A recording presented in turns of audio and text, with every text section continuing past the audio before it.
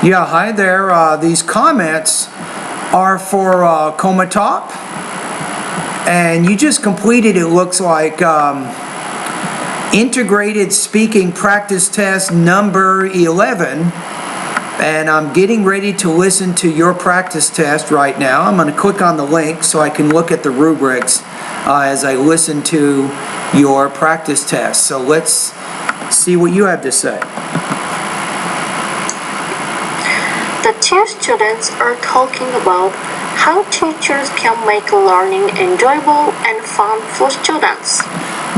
So that's your topic statement. It exactly explains the relationship between the two speakers in the conversation. So the first 10 seconds of your speech has a very clear organization.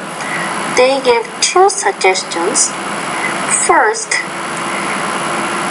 to make an interactive lesson. Teachers can ask students questions so that students won't get bored and can be more focused on the class. Good. Now let me listen to the grammar again in the beginning. There's something a little bit weird about that. Hold on. Students. They give two suggestions. First, to make an interactive lesson. I'm not exactly sure how this fits with your sentence. Teachers can ask students questions so that students won't get bored and can be more focused on the class. Okay. Like role playing. All right. By role playing, students can get more involved in the class.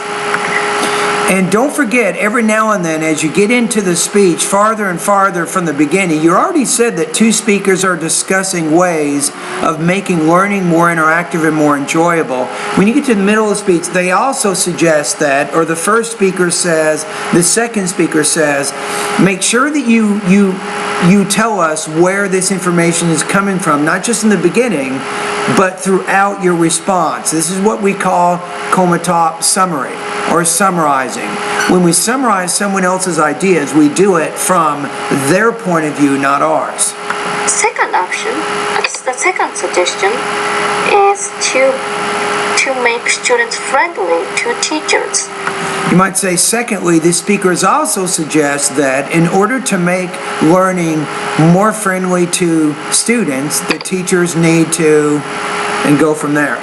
By doing that, students will listen more effectively to what teachers say, like they are listening to their friends. All right.